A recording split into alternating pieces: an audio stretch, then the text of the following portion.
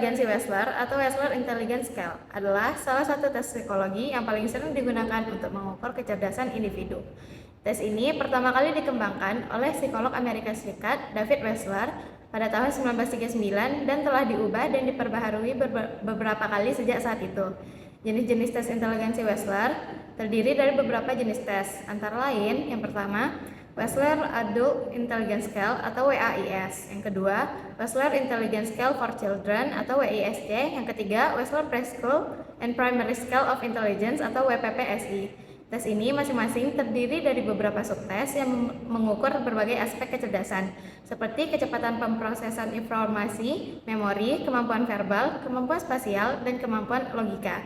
Berikut penjelasan dari jenis-jenis tes Wechsler. David Wechsler memperkenalkan versi pertama tes intelijensi yang dirancang khusus untuk digunakan bagi orang dewasa. Tes WISC terdiri atas tes verbal dan tes performance.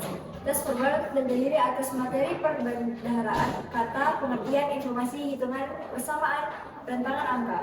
Sedangkan tes performance terdiri atas pengatur gambar, melengkapi gambar, rancangan balok, merakit, objek, mazes, dan simbol.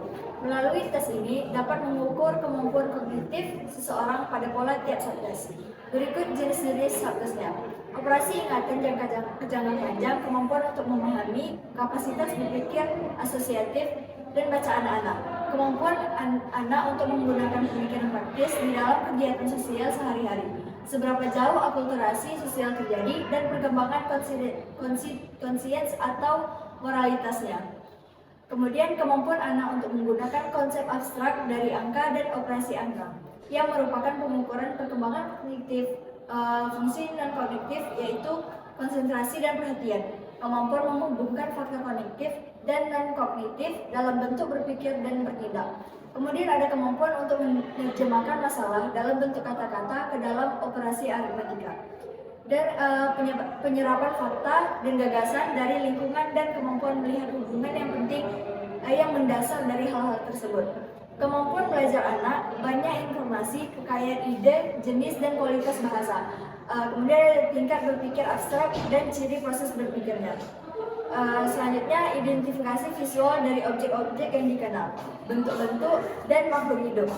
Dan lebih jauh lagi, kemampuan untuk menemukan dan memisahkan ciri-ciri yang esensial dari yang tidak esensial. Tes Wechsler adalah alat evaluasi yang digunakan untuk mengukur tingkat kecerdasan intelektual seseorang dewasa.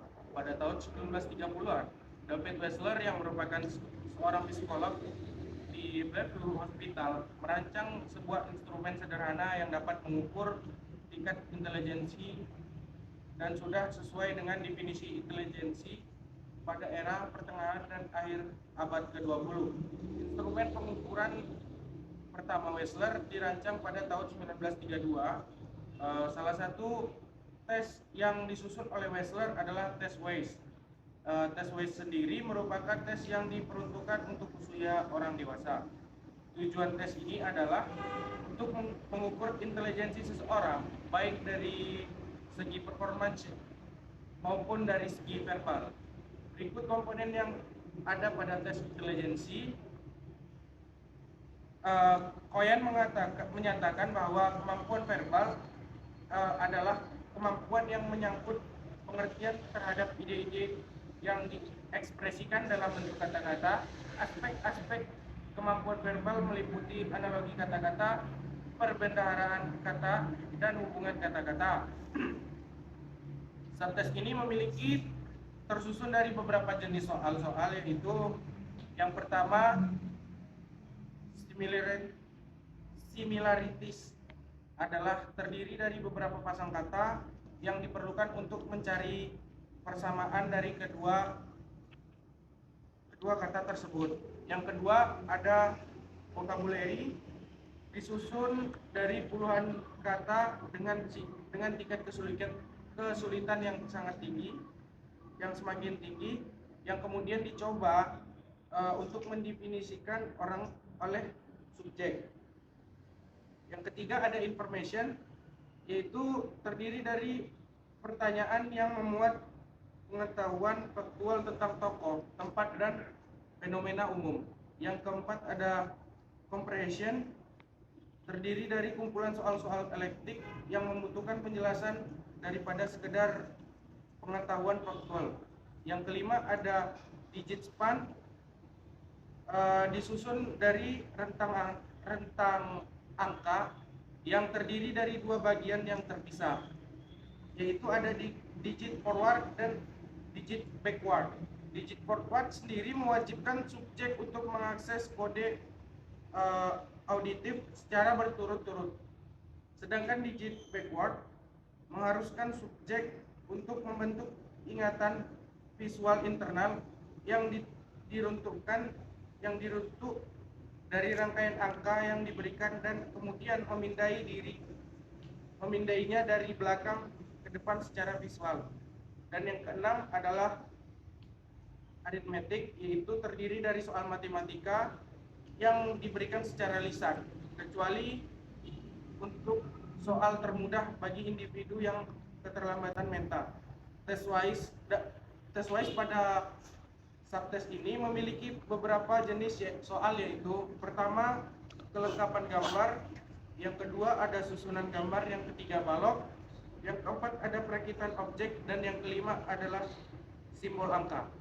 WPPSI or Wechsler Preschool and Primary Scale of Intelligence adalah sebuah tes kecerdasan yang dirancang untuk anak usia 2 tahun 6 bulan sampai 7 tahun 3 bulan yang diciptakan oleh David Wechsler. Alat tes WPPS ini bertujuan untuk mengetahui tingkat kecerdasan anak secara keseluruhan, serta dapat juga digunakan untuk mengidentifikasi karakteristik keterlambatan atau kesulitan anak tersebut. Domain ini mencakup pemahaman verbal, pengetahuan faktual, penalaran abstrak, kemampuan visual spesial, dan memori jangka pendek. Penilaian intelektual merupakan indikasi yang baik potensi akademik anak. Pada awalnya dikembangkan sebagai sebuah alat pengukuran kecerdasan untuk anak usia 4-6 tahun dalam respon peningkatan kebutuhan anak untuk usia prasekolah. WPPS ini dibagi menjadi 11 subtes yang semuanya ditahan dalam revisi tahun 1989. Sejak publikasinya pertama kali, WPPSI telah direvisi 2 kali, pada tahun 1989 dan 2002 diikuti oleh dan diperkenalkan sebuah subtes yang baru, perkumpulan objek atau object assembly. WPPSI 3 dipublikasikan oleh Harcourt Assessment, sebuah revisi dari WPPSI-R Wechsler tahun 1989. WPPSI 3 menggabungkan nomor-nomor yang berubah secara signifikan. Subtes tambahan telah dirancang untuk mempertinggi ukuran dari sebab yang berubah-ubah. Antara lain sebab acuan, metric reasoning, konsep gambar, dan sebab kata word reasoning. Ukuran dalam kecepatan memproses juga telah disadari di WIS 3. Diadaptasi untuk digunakan untuk anak yang lebih muda dan mencakup sebagai sebuah subtes yang baru. Tes WPPS ini dilakukan secara individual. Alat tes ini sering digunakan oleh psikolog dan diakui oleh dunia. Hasil tes IQ anak berikan terhadap sampel yang sangat besar anak-anak usia yang sama. Jika skor anak di atas 5% untuk kelompok usia mereka adalah beralasan untuk mengharapkan mereka akan melakukan dalam 5% atas akademisnya.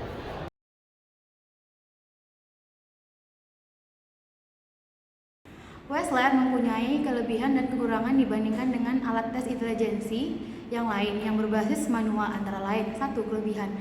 Adanya tester yang menjelaskan jika dirasa kurang jelas, tester dapat bertanya. 2. Pengambilan data menggunakan waktu yang diambil tester menggunakan stopwatch sehingga hasil scoring didapatkan lebih baik. 3. Gerak-gerik nonverbal dapat dilihat oleh tester dan dapat menjadi pertimbangan ketika melakukan scoring. 4. Tester tidak dapat berperilaku curang ketika mengerjakan tes. 5. Adanya kerahasiaan data yang dipegang oleh tester. 6. Adanya suasana lingkungan yang kondusif yang telah dikondisikan oleh tester sehingga tester bisa berkonsentrasi ketika mengerjakan tes. Yang kedua, ada kekurangan. 1. Adanya human error saat scoring data. 2. Sulitnya mengikuti tes intelijensi dikarenakan tes intelijensi harus dilakukan oleh tester yang berpengalaman dan mempunyai batasan kompetensi. 3. Mudahnya bosan dikarenakan waktu tes yang telah ditentukan. 4. Waktu scoring dirasa lama karena proses data yang dilakukan oleh manusia.